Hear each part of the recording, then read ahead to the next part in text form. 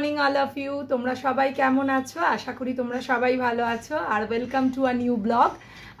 আজকে সোমবার, কাল রবিবার সন্ধেবেলা আমি খড়দা থেকে ফিরেছি। ভাবতে পারবে না কালকে যে ইনসিডেন্টটা ঘটলো সেটাই তোমাদের সাথে শেয়ার করব ভাবলাম।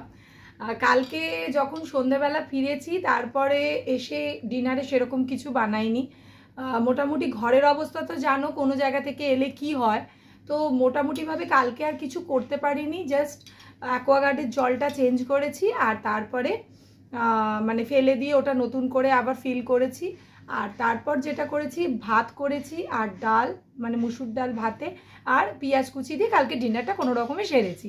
কিন্তু যে ইনসিডেন্টটা হলো সেটা হলো যখন মানে শুতে আসবো ঠিক সেই সময় আমার ঘরের যে শোয়ার ঘরের এই ফ্যানটা একটা গন্ধ বেরোলো পোড়া, আর ব্যাস ফ্যান অফ, মানে ফ্যান খারাপ হয়ে গেছে। মানে ভাবতে পারবে না। আর আমার ঘরের এসিটাও না সার্ভিসিংয়ের দরকার, মানে ওটা ঠান্ডা হচ্ছে কিন্তু কম ঠান্ডা হচ্ছে। আর তার মধ্যে আমি ভেবেছিলাম খড়দা থেকে ফিরে এসে করব, কিন্তু বিশ্বাস করো মানে এইরকম একটা ইনসিডেন্ট হবে ভাবিনি। তো কি করব সেই ভেবে জুগাড়টা যেটা করেছি সেটা তোমাদের সাথে শেয়ার করি আজকে। এই দেখো, এখানে টেবিল ফ্যান লাগিয়েছি, এখান থেকে এ করে টেবিল ফ্যান লাগিয়েছি, আর এই দিকে আর একটা ছোটো ফ্যান লাগিয়েছি যেটা মেয়ের দিকে থাকবে, আর এইটা আমার আর ছেলের দিকে থাকবে আর কি। আর এখন নিয়ে চলে এসেছি এই যে হরলিক্স। এখন হরলিক্সটা খাবো। ঘরের অবস্থা তো জানোই, বেহাল হয়ে আছে। কখন কি ঠিক করব জানি না কিছুই, কিন্তু করতে তো হবেই। আর এদিকে মেয়ের কলেজ আছে, ছেলে তো স্কুল চলে গেছে ভোরবেলা, আর মেয়ের কলেজ আছে। মেয়ের আজকে 1টা থেকে কলেজ আছে, ওর স্পেশাল ক্লাস দিয়েছে, তো 1টা থেকে কলেজ আছে, ও বেরোবে। প্লাস ঘরের অবস্থায় ফ্রিজটা পরিষ্কার করতে হবে, ফ্যান সারাই করতে লোক আসবে, মানে আজকে সাংঘাতিক অবস্থা। কি করে কি মানে সবটা ঠিকঠাক করে ম্যানেজ করব বুঝতে পারছি না। তো চলো দেখা যাক কি হয়, মানে এরপরে কি কি করি সেটা তো ডেফিনেটলি তোমাদের সাথে শেয়ার করবই। আমার সবথেকে বোরিং জিনিস কোনটা লাগে বলো তো? কোনো জায়গা থেকে ফেরার পর এই লাগেজ আনপ্যাক করা। যখন কোনো জায়গায় যাওয়ার থাকে না, তখন মনের আনন্দে সমস্ত ফটাফট গুছিয়ে নিই, কিন্তু সেগুলোকে ফিরে আবার কেচে কুচে প্রপার জায়গায় রাখা, সেটা যে কি বোরিং কাজ, সে আমার মনে হয় তোমরাও আমার সাথে একমত হবে বলো। কিন্তু কিছু করার নেই, করতে তো হবেই। তাই জন্য ফটাফট সমস্ত জিনিস বার করলাম আর জায়গা মতন সব কিছু রেখে দিলাম। তারপরেও আমার অনেক কাজ ছিল যেগুলো আজকেই করতে হতো। সব থেকে যেটা জরুরি কাজ আমার ছিল সেটা হলো ফ্রিজ পরিষ্কার। কারণ খড়দায় যাওয়ার আগে ঠিক করেছিলাম যে খড়দা থেকে ফিরে এসে ফ্রিজটা পরিষ্কার করব। কেন বলো তো? কোনো জায়গা থেকে ফিরে আসার পর না দেখবে ফ্রিজটা হালকা থাকে, মানে কোনো রান্নাবান্না সেরকম কিছু থাকে না। তার ফলে ফ্রিজটা পরিষ্কার করতে না খুব সুবিধা হয়। তো ভাবলাম এখন খালি আছে, তো আগে ফ্রিজটা পরিষ্কার করে নিই, তারপর অন্যান্য কাজে হাত। আর আমি জানো তো 15-20 দিন অন্তর অন্তরই ফ্রিজটা পরিষ্কার করে দিই। আর সব সময় করি খাবার সোডা দিয়ে। তোমরাও খাবার সোডা দিয়ে পরিষ্কার করে দেখো, খুব ভালো ফ্রিজ পরিষ্কার হয়। আর যে গন্ধটা থাকে না ফ্রিজের মধ্যে সেটাও চলে যায়। ফ্রিজ পরিষ্কার করে ওঠার পরপরই চলে এসেছেন এই দাদা।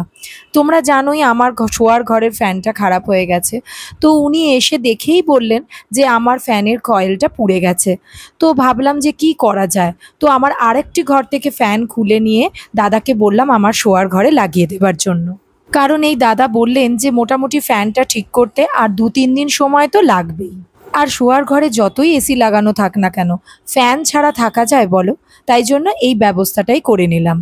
জানো, একটু রোদের দেখা মিললেই না লোভ সম্ভাবনা করতে পারি না। সমস্ত কাজের দিদিকে বলেছিলাম ওপরে গিয়ে মেলে দিয়ে আসতে। কাজের দিদি বেরিয়ে গেল, ব্যাস বৃষ্টি এসে গেল, আবার সেগুলোকে তুলে নিয়ে চলে এলাম। ফাইনালি ফ্যান ঠিক হয়েছে। দেখো ওই ঘরের ফ্যানটা, এই যে এই ঘরের ফ্যানটা নিয়ে এসে এই ঘরে লাগানো হয়েছে ফাইনালি। তো চলছে এখন আমি ব্রেকফাস্ট নিয়ে চলে এসেছি। এই যে ওটস, কলা আর জাগেরি পাউডার, এই দিয়ে ব্রেকফাস্টটা করে নিই। তো এদিকে আমার লাঞ্চের প্রিপারেশনও চলছে, তো এখন খাচ্ছি ব্রেকফাস্টটা করে নিই, তারপর মেয়েও কলেজে বেরোবে। চলে এসেছি রান্নাঘরে, কারণ কাজের দিদি সমস্ত বাসনগুলো ধুয়ে দিয়ে গেছে। সেগুলোই ঝাঁকায় রাখা ছিল, সেগুলো আবার প্রপার জায়গায় রাখতে হতো। তো ভাবলাম আগে এই কাজটা সেরে নিই, তারপর লাঞ্চের প্রিপারেশন করব। কাউন্টার টপ যদি পরিষ্কার না থাকে তাহলে রান্নার প্রিপারেশন করা যায় না, তাই জন্য এই কাজটা আগে সেরে নিলাম। বসে গেছি 1 কাপ কফি নিয়ে, এই যে ব্ল্যাক কফি নিয়ে বসে গেছি। আর এদিকে মেয়ে ব্রেকফাস্ট করছে, এই যে ও 1 আওয়ারের একটা ক্লাস আছে, তো বললো যে মা আমি ভাত খাবো না, তুমি ভাতটা করে রাখো, আমি দুপুরে এসে খাবো। আর এখন ও ব্রেকফাস্ট করে কলেজ যাচ্ছে, তারপর আমি লাঞ্চের প্রিপারেশন করব। লাঞ্চ ইতিমধ্যে তৈরি হয়ে গেছে আর তার মধ্যেই চলে এসেছে আরবান কোম্পানি থেকে লোক আমার এসিটা সার্ভিসিং করার জন্য। আমি বাপের বাড়ি যাওয়ার আগেই আরবান কোম্পানিকে বুক করে দিয়েছিলাম আর ওনারা শিডিউল অনুযায়ী চলেও এসেছেন। আজকের লাঞ্চে যা আছে তোমাদের সাথে একটু শেয়ার করি। এখান থেকে দেখাই, এ দেখো কালকে একটু মুসুর ডাল ভাতে দিয়েছিলাম, তো সেই ভাতে কিছুটা ছিল আর কি, মানে একটু মুসুর ডাল সিদ্ধ, সেই সিদ্ধটা দিয়ে আজকে ডাল করে দিয়েছি রসুন আর কালো জিরে দিয়ে। আর এখানে আছে সোয়াবিনের তরকারি, এটা রাত্রের জন্য একেবারে করে রেখেছি। আর এখানে একটু শসা কেটে রাখা রয়েছে, আর রয়েছে এদিকে ডিমের ঝাল দুপুরের জন্য, আর এখানে ভাত। চলো লাঞ্চটা করে নেওয়া যাক। এই আমাদের লাঞ্চ খতম হলো, মানে এই যে মেয়ে আর ছেলে দুজনেই কলেজ থেকে স্কুল থেকে সব ফিরে চলে এসেছে। আর দেখলেই এতক্ষণ ধরে আরবান কোম্পানি সমস্ত এসি সার্ভিসিং করছিল, মানে